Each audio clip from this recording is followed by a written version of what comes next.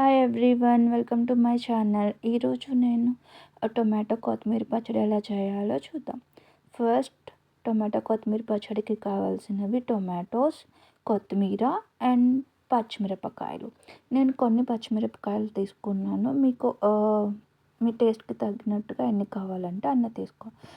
తర్వాత వాటిని బాగా వాష్ చేసి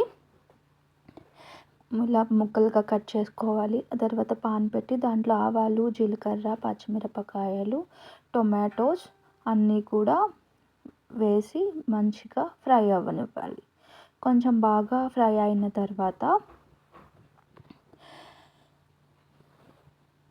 ఇలా మంచిగా ఫ్రై అయ్యేటట్టుగా చూసుకోవాలి. ఇలా కొంచెం ఫ్రై అయిన తర్వాత దీంట్లో కొత్తిమీర కట్ చేసుకున్నాం కదా, అది యాడ్ చేసుకోవాలి. నేను ఈ ప్రాసెస్ మధ్యలో ఎల్లుల్లిపాయలు కూడా పీల్ చేసి పెట్టుకున్నాను పక్కన. సో ఇలా కొత్తిమీర కూడా వేసిన తర్వాత కొంచెం బాగా కలిపితే అది దగ్గరగా అవుతుంది. సో ఈ కన్సిస్టెన్సీ వచ్చిన తర్వాత ఇలా వస్తుంది కదా, వచ్చిన తర్వాత ఏం చేయాలంటే దీన్ని మిక్సీలోకి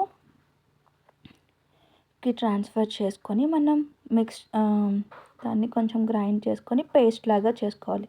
యాక్చువల్లీ నేను ఒకేసారి మిక్సీలో చేయలేదు, కొంచెం కొంచెం వేసుకొని ఆ తర్వాత దాన్ని ఆ మిక్స్ని కొంచెం బౌల్లోకి తీసుకున్నాను.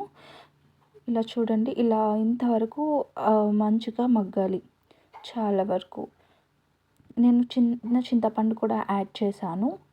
ఇక్కడ చూసారా, నేను బ్యాచ్ వైజ్ చేసుకున్నానని చెప్పాను కదా, అది. సో అది అయిపోయిన తర్వాత మళ్ళీ తాలింపు తీసుకోవాలి. ఎందుకంటే ఇప్పుడు పాన్ పెట్టుకొని మళ్ళీ పోపు పెట్టుకోవాలి కదా, దానికి వెల్లుల్లిపాయలు, ఆవాలు, జీలకర్ర, ఎండుమిర్చి. ఇక్కడ నేను ఎండుమిర్చి యాడ్ చేశాను. సో దీనికి కొంచెం కలర్ రావాలి అనుకున్నాం అనుకోండి, దాంట్లో ఫస్ట్ ఇట్స్ ఎ మెయిన్ దీంట్లో కొంచెం కారం యాడ్ చేసుకుంటే కొంచెం కలర్ఫుల్గా వస్తుంది అన్నమాట. కారం యాడ్ చేసుకున్న తర్వాత బాగా ఫ్రై అవ్వనివ్వాలి ఇవన్నీ కూడా. అయిన తర్వాత అప్పుడు ఏదైతే ఆల్రెడీ మనం పేస్ట్ చేసి పెట్టుకున్నామో టొమాటో ఇంకా కొత్తిమీర, పచ్చిమిర్చి, ఆ పేస్ట్ ఉంటుంది కదా పక్కన పెట్టుకున్నాం, మిక్స్ చేసుకుంది, దాన్ని దీంట్లోకి ఈ పెనంలోకి ట్రాన్స్ఫర్ చేయాలి. చేసిన తర్వాత బాగా మగ్గనివ్వాలి. మగ్గితే కొత్తిమీర టమాటా పచ్చడి రెడీ.